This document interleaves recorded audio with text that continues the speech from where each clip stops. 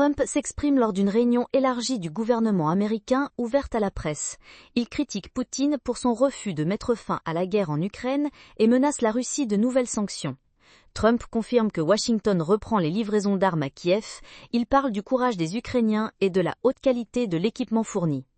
Trump déclare que les Ukrainiens ont reçu des dispositifs anti-chars capables de neutraliser les tanks par simple guidage. Il mentionne également les missiles les plus récents capables de détruire des cibles. Trump affirme que la guerre pourrait se terminer très rapidement, en 3 ou 4 jours, si l'Ukraine ne disposait pas d'un équipement et d'un soutien européen aussi incroyables. Selon lui, l'Europe a apporté un soutien important à l'Ukraine, mais les États-Unis y ont investi plus que nécessaire, compte tenu du rôle de Biden. Trump estime que Biden n'aurait pas dû fournir autant d'aide. Les États-Unis auraient dû donner à l'Ukraine autant ou moins que l'Europe, car cela impacte davantage l'Europe. Selon Trump, les États-Unis ont investi plus de 300 milliards de dollars pour soutenir l'Ukraine et sa lutte. Trump poursuit ses critiques contre Poutine et souligne la nécessité de maintenir les sanctions pour forcer la Russie à cesser la guerre. En conclusion, Trump confirme que le soutien à Kiev se poursuivra malgré les difficultés et les tensions dans les relations internationales. L'Europe a investi plus de 100 milliards de dollars pour soutenir l'Ukraine. Malgré cela, les Ukrainiens ont fait preuve d'un immense courage en maniant un équipement complexe malgré les risques. Beaucoup de gens n'oseraient pas manipuler cet équipement, mais les Ukrainiens se sont battus avec beaucoup de courage. Nous leur avons fourni le meilleur équipement militaire au monde, surpassant tous les équivalents. L'équipement militaire des autres pays n'est pas comparable au nôtre. C'est pourquoi beaucoup veulent acheter précisément nos armes. Nous cherchons à accélérer la production pour assurer des livraisons plus rapides. Les sous-traitants fabriquent des armes excellentes, mais trop lentement. Nous devons accélérer leur travail pour fournir l'équipement plus rapidement au front et maintenir la capacité de combat. Nos patriotes, les Tomahawk et les chars, tout cela est une arme puissante.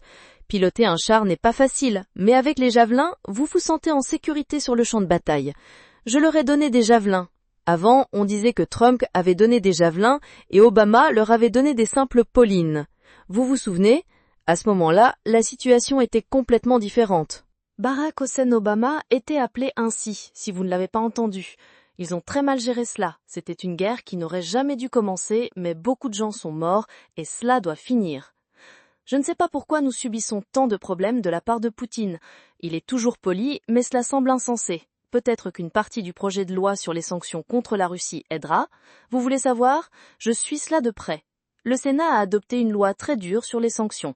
Ce n'est pas une loi obligatoire, mais ils l'ont adoptée entièrement à ma discrétion.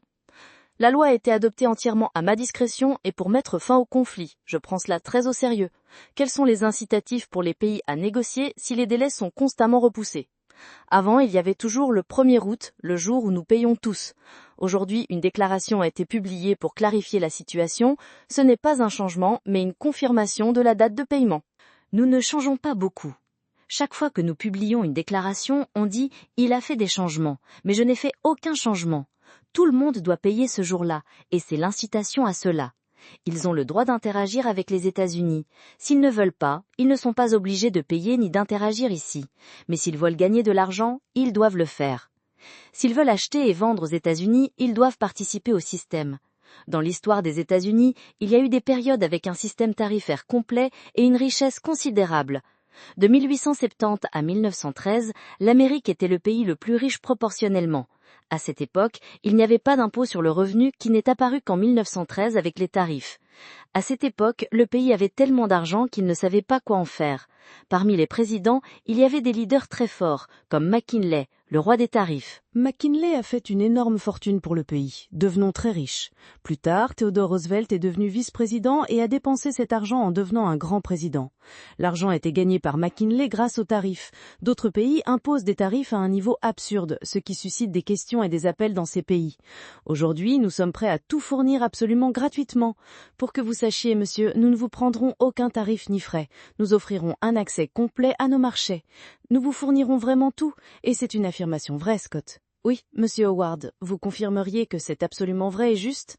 Cela ressemble à une situation où nous avons été trompés pendant de nombreuses années, et il n'y avait pas de président qui comprenait l'importance de cela. Les ministres des Finances et du Commerce ne remplissaient pas leurs fonctions. Je ne suis pas sûre à propos de Kelly. Elle gère une petite entreprise qui, en somme, est plus grande que beaucoup de grandes entreprises. Alors laissons cela sans commentaire. Ils respectent notre pays, mais leur incitation est qu'ils ont le droit de faire des affaires avec nous. Sans ce droit, il ne pourrait pas travailler avec nous, et c'est tout à fait normal. Dans les prochaines 24 heures, une transaction devrait être conclue. Entendrons-nous une avalanche de nouveaux accords? Pour l'instant, c'est inconnu, mais ce sera mon accord avec eux. Nous choisissons un chiffre qui sera bas parce que nous ne voulons pas les offenser, et nous nous efforçons d'être honnêtes dans les négociations. C'est une étape importante pour toutes les parties. Un chiffre qui est plus bas que dans la plupart des cas, que ce qu'ils nous ont présenté. C'est surprenant quand on payait de l'argent pendant des années et qu'arrive un président plus strict sur cette question. Ils sont prêts à renoncer à tout ce qu'ils nous ont facturé pendant des années. Il y a des pays qui disent « il ne faut pas payer de droits de douane pour faire des affaires chez nous ». Avant, ils ne nous donnaient pas accès. Maintenant, ils disent « ne payez pas de tarifs. Nous donnons un accès complet, mais ne nous imposez pas de tarifs. Ce genre d'accord ne nous plaît pas. » Les lettres que j'envoie contiennent des informations sur plusieurs accords. Nous pouvons en conclure beaucoup plus, mais cela prend trop de temps et complique le processus. Nous pouvons faire cela pendant de nombreuses années sans agir fermement, mais il est temps que les États-Unis commencent à recevoir de l'argent des pays qui nous ont trompés et se sont moqués derrière notre dos. Nous sommes optimistes quant à la conclusion d'un accord tarifaire avec l'Union européenne prochainement. Auparavant, l'UE nous traitait très mal, mais maintenant la situation a radicalement changé. Ursula et tout le groupe de l'Union européenne ont été très polis. Auparavant, ils étaient parmi les plus difficiles à traiter, bien pire que la Chine sur certaines questions. Ils poursuivent nos entreprises, comme Apple et Google. Apple a dû payer 17 milliards de dollars dans une affaire où l'UE n'avait aucun fondement. Les juges de l'Union européenne ont décidé de prendre beaucoup d'argent à notre pays. Ils se comportaient très durement, mais maintenant ils sont devenus très amicaux. Dans 2 jours, nous enverrons probablement une lettre à l'Union européenne. Cette lettre signifiera la conclusion d'un accord et le début d'une nouvelle étape de coopération. Beaucoup disent que nous avons 200 pays et qu'il est difficile de rencontrer tout le monde. C'est pourquoi nous travaillons avec quelques partenaires fiables pour établir des accords. Les personnes qui savent ce qu'elles font et qui réussissent bien disent que ce n'est pas la bonne méthode. Il faut adopter une approche plus globale. C'est vraiment la meilleure et la plus puissante méthode. Nous leur avons envoyé une lettre que vous avez lue. Elle était bien rédigée et contenait des chiffres précis. Vous paierez 25% ou 35%. Certains paient 60, 70%. Cela est dû à d'énormes déficits commerciaux parce qu'ils nous ont maltraités. Dans chaque cas, je les traite mieux qu'ils ne nous ont traités toutes ces années. N'êtes-vous pas d'accord? Merci pour votre attention. Je les traite très bien. Je pourrais augmenter les tarifs, mais je ne veux pas leur nuire. C'est pourquoi vous voyez des chiffres incroyables. Les prix baissent en réalité. Juste pour que vous sachiez, quand je suis arrivée, tout le monde disait « Oh, les œufs ont flambé ». C'était le premier changement.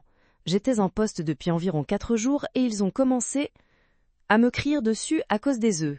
Ils ont dit « C'est un problème de Biden ». Je ne savais rien des œufs, mais leur prix a presque quintuplé.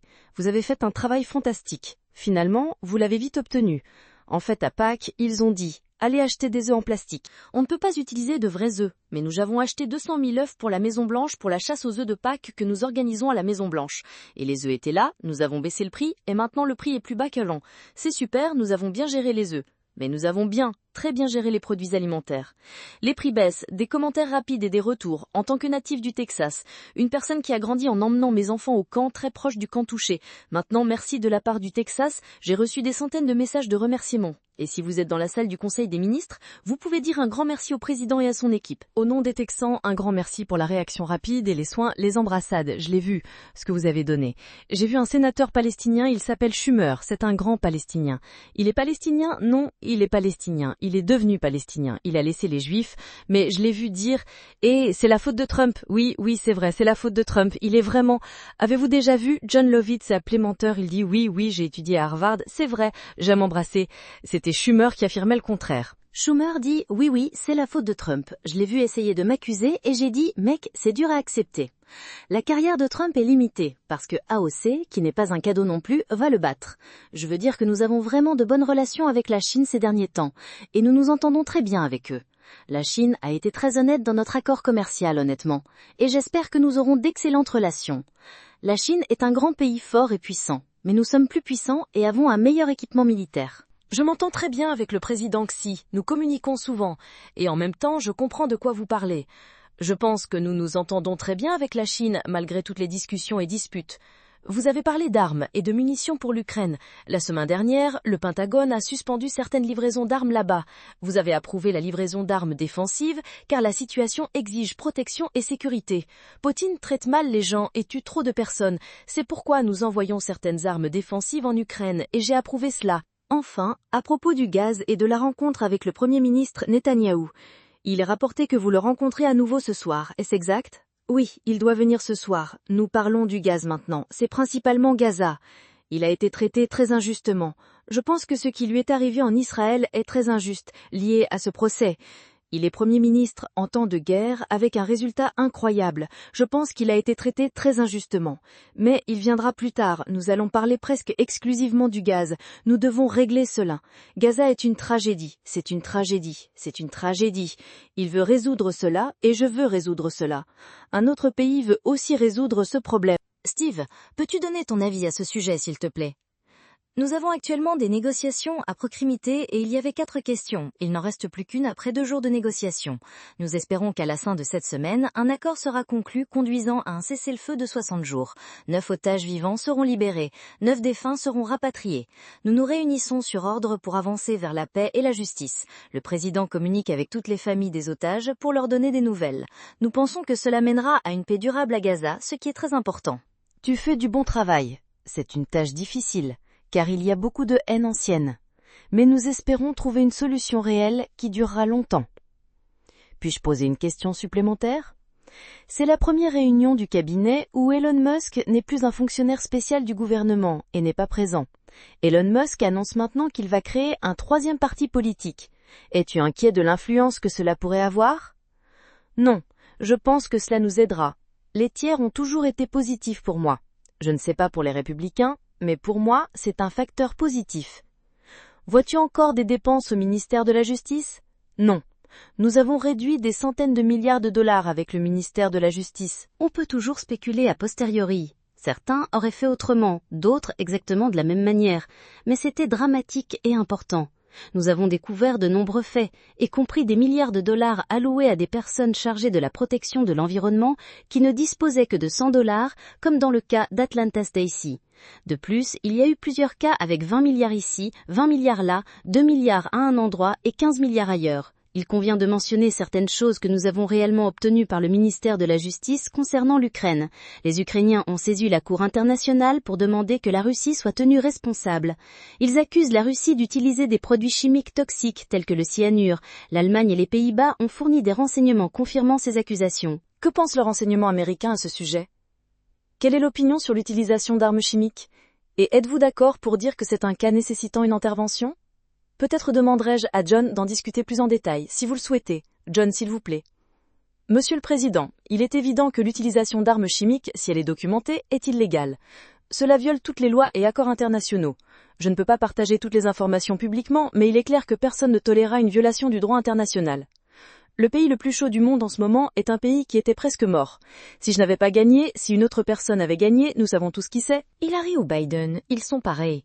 Il se peut qu'il ait été plus compétent qu'elle. C'est difficile à croire, mais avec une telle idéologie, le pays n'aurait pas survécu. Si vous aviez une telle idéologie, le pays se serait divisé en plusieurs parties. Mais nous avions un pays mort. Maintenant, c'est le plus chaud du monde et tout le monde le sait.